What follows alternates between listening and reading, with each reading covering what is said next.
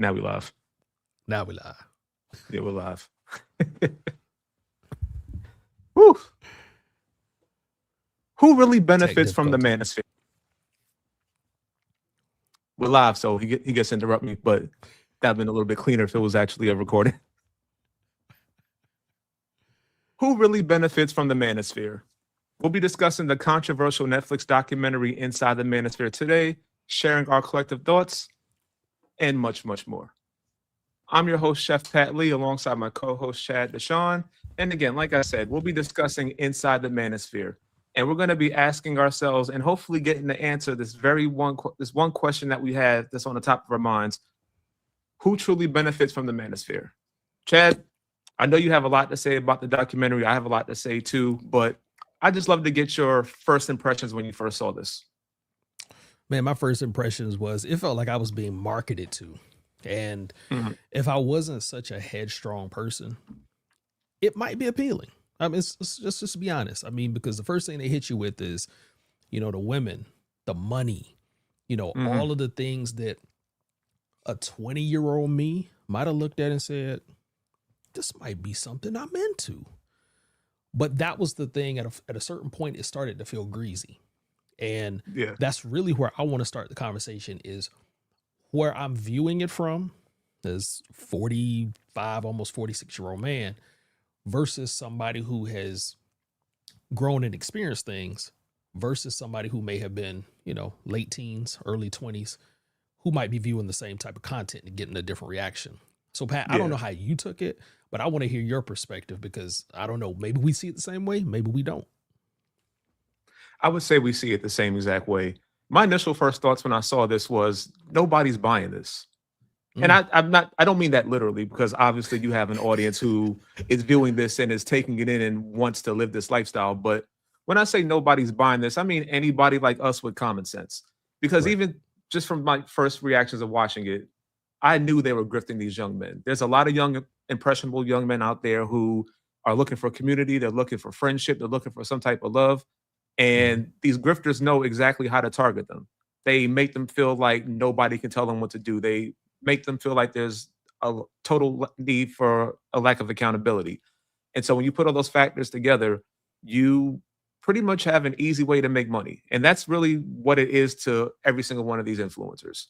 So I'll give you an example. So let's start talking about the first young man, Harrison Sullivan. He was one of the influencers that was interviewed. He was actually the very first one interviewed. 23 years old, talks about things that most guys dream about having. Right. Nice, Money, cars, nice, the whole nine. right. Muscles, money, cars, women, all these things that young men want to get, but they don't want to put the work in. So you have Mm-hmm. a guy like them telling them, listen, it's so easy to get this kind of lifestyle. But then I ask the question, and I'll ask this question to you also, Yeah. do they ever get to live that lifestyle? Because it just seems like they're selling them a dream. It's almost like a MLM. I think an MLM is the perfect way to describe it. I mean, because again, I said it feels like I was marketed to. Mhm. And if you've ever sat in one of those MLM presentations, the first thing you think is, this sounds so exciting. They tell you how to make all the money. They tell you Mhm. how to do it working 15 hours a week. They make it so appealing. And that's the catch. It's rinse and repeat. And the more that I sat there and watched it, to your point, it felt like I was being infomercialed to this is how you can get what I have. They show you the women, they show you the cars, they show you the lifestyle, and they're selling it. But that's the key is they're selling it because at the end you have to click the pay button because Right. either they're selling you cryptocurrency tips, they're selling you how to get rich tips, they're selling you some type of content or some type of course. And the people who stay on that train, it's a hype train, over and over and over again. It's like you have to show up to be hyped back up. And Right. they weaponize that grievance. And I don't know if you got the same impression, but here's why I want to get your perspective. Why do you think that stuff is so appealing? That grievance is such a marketable thing. I think it goes with anything rooted in today's culture, especially with social media, is that grievance is more relatable to people. Mhm. Think about it. Even in terms of relationships, we both have happy, loving marriages. Right. That's typically the end goal. Granted, you do have to work to keep your marriage happy, but that's the end goal. You find somebody that you're compatible with, that you're in love with, you're happy. Not too many people can relate to that. Why? People have bad breakups, people have bad divorces, people have bad friendships. So it's Mhm. easy to relate to somebody who's in that situation because you have somebody who's also just as miserable as you. Right, But there's right. different levels to that misery. So I could just be miserable because I don't have a job. Someone could be miserable because they just had a really bad divorce. And Mhm. while we both can relate to that misery, I at least have somebody, but I don't have a job, but I at least have somebody in my life. That person doesn't have that person in their life. So I can have that as bragging rights. Mhm. And someone can easily capitalize on that and say, you know what? Grievance is relatable. So I'm able to profit off of what makes you sad. You don't have a job? Let me sell you these resume tips on ways you can Yeah. find a job and so Get you a easily. job tomorrow. You don't, or even in the case of the manosphere, well, yeah, get a job tomorrow and they're working at vector marketing. But Speaking of LMs, if y'all know what vector marketing is, let us know in the comments. Please don't make us you'll feel be like we're on old over you'll be here. on OnlyFans selling soap. Open very, very sharp knives. Anyway, go So ahead, yeah. man. But yeah, like even in the terms of inside the manosphere, we're talking about selling grief at most men go through. Most men are lonely. Most men don't Mhm. know how to talk to women. And when they do get women, they only know how to say they only know how to say a few things. What you doing? What's your favorite color? They don't know how to have those deeper rooted conversations. They don't know that it takes a certain level of give to get to take out of a relationship. Mhm. So when you have these guys telling them you don't need all that, you just need to be fit, you need to make money, you need to buy my course, and I guarantee you'll get women. Buy Easy my sell. course. But the problem is the ones who are making the money, they're the ones getting the women. They're the ones who have the power. You're giving them that power for free and you're getting nothing in return. And that leads to another question that I want to ask you, Chad, because we know that none of this makes sense. We're thinking it from a logical perspective, but Mhm. these young men are getting duped by the minute. But it's like, what is it about this particular type of content that is making them say, "Hey, I need this in my life"? Because it's different from saying the grifter is gravitating towards the misery, but this is more so. What do you think is missing from the lives of some of these young Yeah. men that are making them come towards the grifters? That's a good question, man. Here's where I sympathize a little bit. Mhm, I do think that there are some people who have legitimate challenges, issues, mhm, problems, however you want to frame it. And I think these people are looking for some way to connect what they're experiencing to just some relief. Either it's I'm not, I'm striking out with the ladies. I don't have the type of job I want. I'm not making the money that I want. That's real. And I think that it would be naive for us to dismiss that these are real feelings that men have. But I think what ends up happening is there are people out here, like the men we saw in this documentary, that they capitalize on that pain. They take these people in their lowest, most vulnerable moments and they sell them a way out. But that mhm. way out isn't really a way that's profitable and rewarding to them, the person who's viewing it. It's a way for them to grift and monetize that pain. Because if you think about it, if you're desperate, you'll buy anything. If depending on how hungry or how thirsty you are, Mhm. that $1 bottle of water might become worth $10 to you. If you're hungry enough, that $2 McDonald's cheeseburger might be worth 10, $20 to you. And I think that these people find themselves in vulnerable states and they are really desperate. So they latch onto this content to find, information. They're trying to find a way to connect their pain to a reason and then turn that reason into some type of action. But the problem is not only are these men capitalizing on that, these social media platforms are rewarding it. You have algorithms that push it, they promote this content, they capitalize on it, and it just becomes a cycle. And Yeah, I we don't see know that if every day you on have Threads.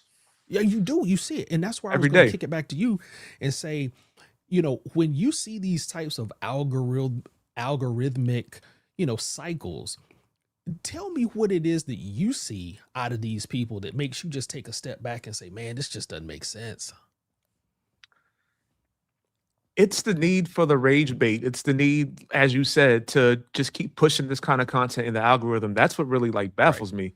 Like, say for example, and obviously I don't mind promoting our podcast, but just Hmm. using our podcast as an example, we're initially putting it out there that we're trying to combat red pill ideologies. We're putting it out there that we're trying to give a more positive, mature male response when it comes to topics such as these. And Right. you could post something like that, or you can talk about something like that, but it just goes back to what I was saying about happiness in relationships. It's not relatable to everybody, so we're Right. not gonna get pushed as much. But if I had a hot take to say about how I felt about women or how I felt about men or something racist or something sexist, it gets pushed because they know for a fact that there's going to be one, there's going to be discussion and engagement.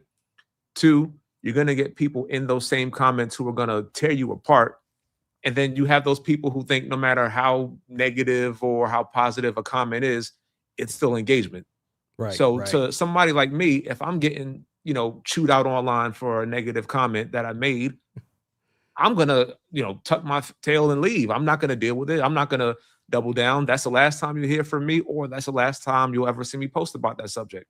But there are people out there who, like I said, they don't really care whether or not they get positive engagement or negative engagement. It's still engagement for them, which means they'll continue to push this, kind of behavior on social media. And I want to actually take it back to the documentary because there was one centralized theme that I Hmm. got from all the influencers who were involved in this, and that's they all think it's BS. None of them actually thinks that what they're saying is true.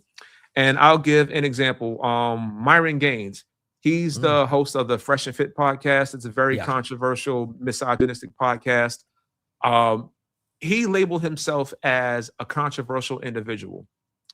And I want to get your thoughts on what you think controversy is in this particular instance, because one thing that he did that stood out to me was that, he said he was controversial, but to me, if somebody has viewpoints that they feel true and passionate about, like these red pill influencers do, wouldn't you consider it normal and not controversial? But I wanted to get your thoughts on that.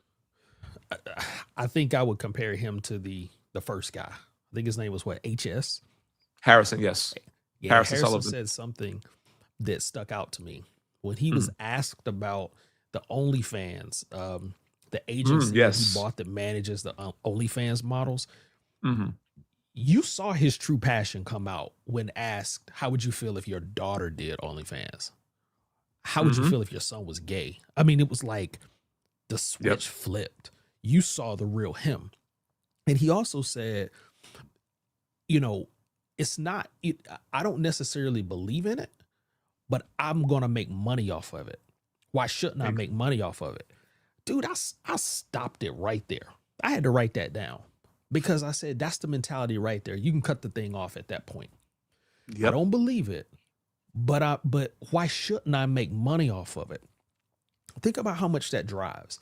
That drives what you say, why you say it, to whom you say it, and how far you're willing to go to keep the money train going. So at the root of all of it, just like with Myron, just like with Harrison, it's money. Money allows them to live the life that they really want to live, but they're not living the life that they sell to other people. And that's the problem. And that's where and I'm interested in what you thought about Myron and even, Harrison making that comment about the OnlyFans, because I see it, I believe it, but I'm watching. But why don't other people seem to make that correlation between what they're being sold and what they see with their own eyes? Well, before we get into that, looks like we have a comment from somebody watching the live stream. What we Looks got? like Gail at night. What's going on? How's it going, Gail? Thank you for viewing the podcast. We hope you subscribe and we hope you remain a follower. We appreciate you. We appreciate you. But going back to your question, I think it's a lot. I think when you think about a lot of these young men, one of the things that Mhm. was mentioned amongst them, including some of the influencers, was that they didn't have male figures in their lives. Right. Let me rephrase that. They didn't have strong male figures in their lives. Strong male figures. Strong male figures who would teach them what the appropriate way of dealing with emotions are. Strong male figures who can teach them the proper definition of masculinity. What they had was these false prophets, I would say. And so, like any false prophet that's out there, you're gonna sell somebody something that obviously isn't true, but it still tugs at their emotions. So you Mhm. think about all these young men who they probably know that they're being lied to, Right. but it's They don't that care. hope of, yeah, they don't care. They think that they like at one point this could be me. It doesn't matter how I get there or who's telling me what. At one point, it's gonna be me. Yeah. And I think that's the main selling point to a lot of these red Let- pill influencers and these manosphere So let me influencers ask doing you well. let me ask you that. I think Mhm. this is a key point, and you hit it right there. You said, I think this is gonna be me. Do you think that hope is really what drives the attachment to this culture and allows people to stay in it so long? It's that hope that one day this could be me. I think it's like with anything, like if you compare it to religion, where you think if you do good deeds, you're going to go to heaven. It's the Mhm. same mindset. As long as you have that faith and you have that hope, nothing can tell you otherwise. Or think Even if about it's misguided or if it's misplaced. even if it's misguided. Look at social media, for example. As someone who's a content creator and an influencer, Mhm. I don't really care too much about views. Views to me can go up, they can go down, Right. they fluctuate, but they're not going to dictate my lifestyle. Right. But you have people who think, oh my God, if I reach X amount of views, I'm going to be famous. I'm going to be rich. I'm going to be this. I'm going to be that. And then when they don't get those views, some people are like, all right, well, I'm sad. It's not going to work out for me. And they move on. Mhm. And then there's other people who just keep making content because they don't care whether or not they get a million views now or 10 views the next day. They just know one day they're going to be famous. And they keep that hope alive. And sorry, you want to say something? No, Oh, as you speak, you're kind of hitting on some things, and it has me thinking about the type of duality that gets pushed.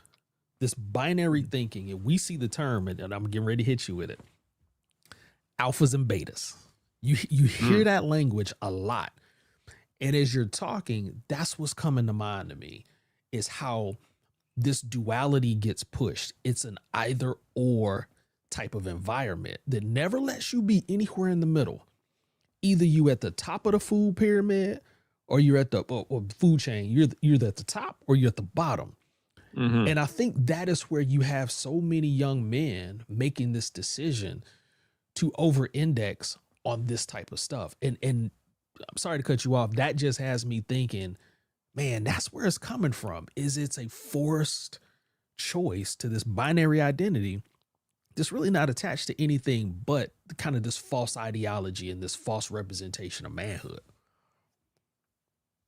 And we actually have a comment that sort of kind of aligns with what you're saying. So let me post it up for you to see.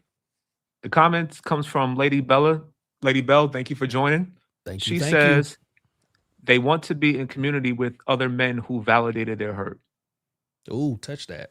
Touch that. Whoa, Pat. I think you need to unpack that.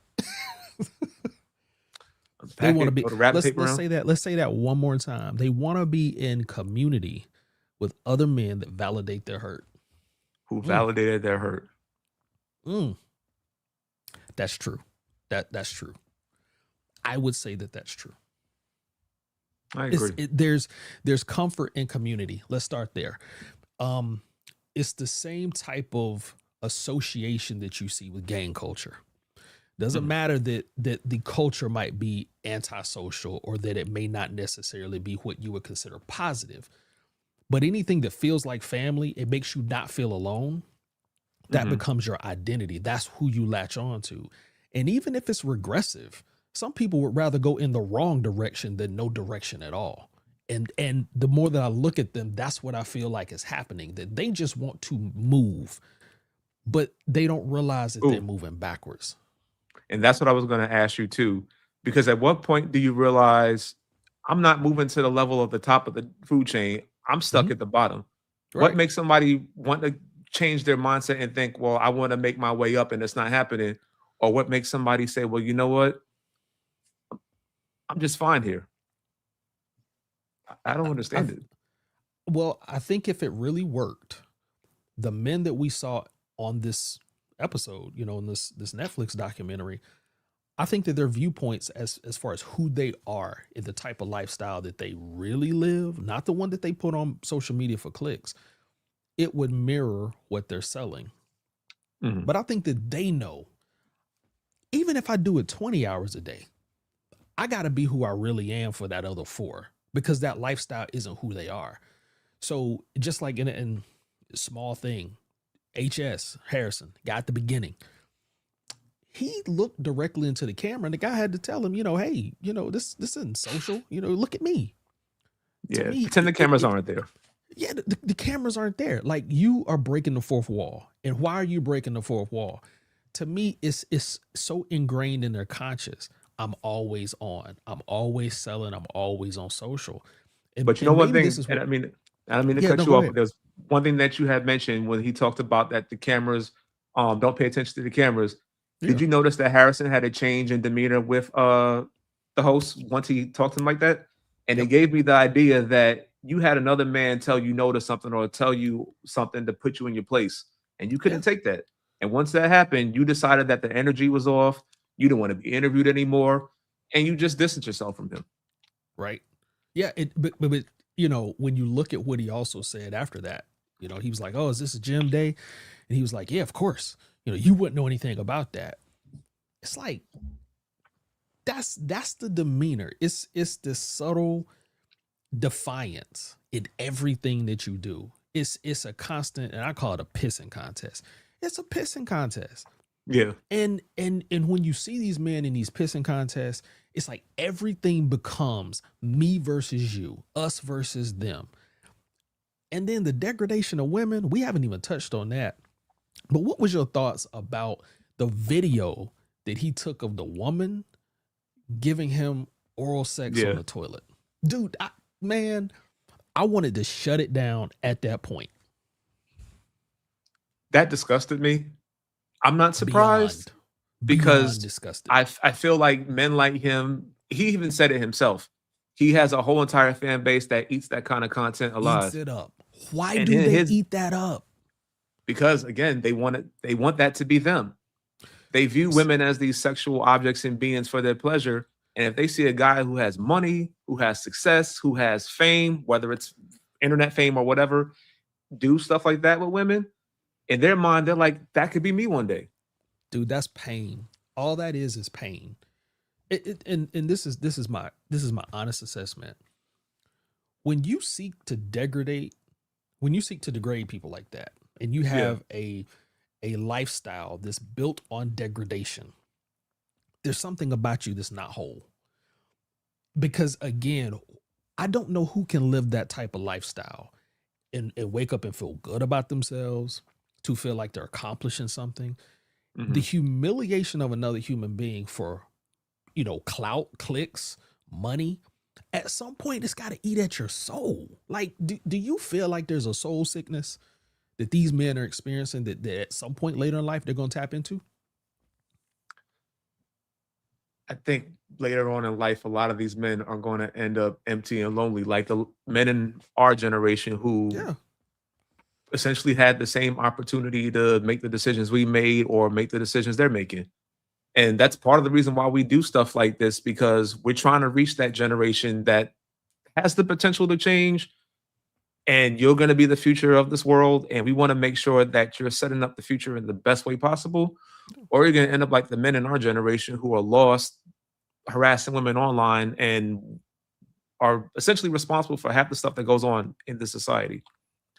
But one thing I also wanted to mention to you also that was Mhm. interesting to me and wanted to get your take on that was, if you notice when, you know, Harrison is a sexist, Harrison is a misogynist, he's a racist, he's a homophobe. But one thing I All of the definitely did above. notice, all the above, A, Mhm. B, C, and D, and all the alphabet. But one thing I definitely All the noticed about isms. all the isms, including the what was the other ism? Not tenderism, elitism. Elitism. You got to go back and watch the previous episodes to get that joke. But continue. Continue. But did you notice that his Harrison's mother did not raise him that way at all. She said she Right. was ashamed of his behavior. He even admitted himself that he can't talk that way around his mom, which, He if you ask how many me, followers did he have? Do you remember how many followers he said he had between all the platforms? I know he said it's in the millions. It's definitely in the millions. I think one of the platforms was 500,000. What I scribbled down on my notes is he can say the most vile, disgusting things to and about other people, but he will not dare say it in front of his mother, not to his mother, in front of his mother. Because he knows That it's told me- controversy, and that's what sells. He knows it. He knows he wasn't raised that way. He knows that that type of ideology, thinking, thought process is not something that his mother would be proud of. So he's willing to say that to everybody else's son, daughter, aunt, uncle, cousin, but you won't say it in front of your mama. That tells me it is not real. You're not about that life. Hold on a second. Who's this? Miss Jess 9522 says, not that we made it a new word. Yes, elitism is a word. It's Elitism. In the Pat Lee dictionary of made up words. No. It is in the Oxford dictionary. Elitism. The state of being more than elite. No, see, it's not in the Oxford dictionary. It's in that dictionary that you bought down on Canal Street in New York. That dictionary that's missing a few pages. That's the dictionary that it's in. The same place you got your Carl Kanai? Stop. No, I didn't see. Okay, we're not going to talk about my Carl Kanai because my pants did not self-destruct in Times Square. Only one of us has a clothing falling apart story in New York. Okay. Okay, but you had a clothing fall. You had a clothing falling apart story in Charlotte. Remember when your pumps? You're a hater. Am I? And you're a beige hater at that. You vanilla wafer cookie people. Wow. And now he's we haven't put up episode 3 just yet, but if you haven't watched episode 3 when it comes out, you're missing out on a lot of jokes, but you'll get what we're saying when the episode comes up. Indeed. I love Pat. Pat's my guy. Pat's my guy. That's my bro right there. And so I want to ask you a quick question before we kind of wrap this up. Do you think there's any way that the manosphere can change? And if so, what would it take? Yeah, I do. I do think I do think it is something that can change. I think things don't reach the point of having the ability for a full-scale turnaround until you hit some point of reality and resistance that this isn't working. And I think with a lot of things, you will see a smash and grab type of approach. Listen, this thing's on borrowed time. As a content creator, I'm going to get in here. I'm going to say all the vile stuff, all the isms, this, that, and the other. And I'm going to make as much money as I can because at some point it's going to run out. And I think the one thing about the manosphere is it's not necessarily creating the pain in these men. It's finding a way to organize it. And by these platforms rewarding this assured type of identity to these men, it's giving them something that's not them. It's just something that they can portray. It's a character. It's an avatar. You put it on, you fake it. It's a facade. But at the end of the day, man, you got to look yourself in the mirror. And you can perform all you want. But unless there's a circus, you just a clown. At least if you're going to be a clown, get paid for it like these men are. But at what point does the music stop? At some point, the music stops and you're just a clown on the street and everybody sees you for who you are. And at that point, that's when it becomes not just disappointing, it becomes sad. So to go back to your question, that's the point where I think this stops. Is when the music stops and people see it for really what it is, clownishness. That's when the blowback occurs. That's when the correction will occur. And that's when we'll get back to having real conversations about manhood and relationships and how to move in society. But until then, this is what it's going to look like. I'm curious. What are your thoughts? It's going to take a lot. And I treat the manosphere like I treat racism, like I treat homophobia. it takes a lot for me to believe you actually want to change. Because if you think about it, a lot of these behaviors and ideologies benefit the white man. We'll just say it that. Well, they benefit the white man. That's true. And it benefits white supremacy. Being racist, it holds a certain race, it holds people down, obviously. So the more racism that's out there, the less opportunities that Black people have. Sexism does the same exact thing for women, prevents them from getting opportunities. And all these things benefit the white supremacist movement.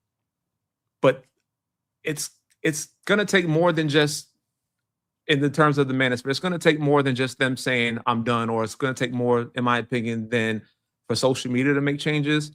Yeah. It's going to take lots of therapy. It's going to take a lot of these men to realize that they need to find another way to make ends meet, because much as they talk about hating women and how women are this and that, whether it's OnlyFans, whether it's this type of content, you still need women to thrive, because if you didn't have a subject to hate, you wouldn't make any money. And I don't know if we can, I don't know if it can change as a whole unless people start to realize that there's more to life out there than just sex and money. Yeah. Way more. It's going to take so a lot. Much more. I think we're doing our part to try to fix that. And I definitely know we have an audience that supports us in pushing away the red pill narrative. But even when we do our research and we, look up topics to discuss on social media or topics to discuss with you guys, we find that this space is very, very limited. Like, just throwing a random number out there, we're talking about 90% of the content out there is red pill, and a little less than 10 is what we're trying to produce. And with that red pill is like, you got your manosphere, you got your pod bro, but really it is this very consistent type of ideology that shapes anger, monetizes anger, and puts it out there for content for sale. Yep. And it's up to us to make the change. We have to be the change that we want to see. I don't think that it's going to change overnight, but Rome wasn't built in a day. Indeed, it was not. What's your final thoughts, Pat? Give me one sentence to sum up. You watch this. Would you recommend that other people watch this? I would. I did tell people that I'd watch the documentary so they wouldn't have to and subject themselves to this nonsense. But Hove did that, so hopefully you won't have to go through that. And funny enough, you called me Jay-Z in the last episode too, but whatever. I'll accept that. Hold on, someone had a question here real quick before we go off. It's from Miss Jess. What's crazy is how many of the red pill guys say one thing on air and live differently off the air. Yep. And you see it on threads all the time too. You do it. They'll talk the utmost nonsense without a profile picture. They'll talk the most nonsense when it comes to y'all, but clearly they live differently whenever we come about and shut them down. So you're absolutely right. And here's the thing. Here's what I'll say to that. My last sentence, if I could sum this up in one sentence, if everyone else is the problem, you never have to grow. All the responsibility is off of you to look in the mirror and self-assess. It can become everybody else's problem to the end of time. But at some point, if you really want to get out of that rut, you have to start looking inside. Accountability. That's my final thought. And as always, Chad has always given us a word. That's all I got to say about that. Well, we definitely want to thank you guys for joining our very first of many lives. If you haven't done so already, please hit that subscribe button. Share this podcast with your friends and family. We're trying to destroy the red pill movement one brick at a time, but we'll get there. Chad, thanks as always for joining me, man. Had a blast. We look forward to recording the next episode. Peace. Much love.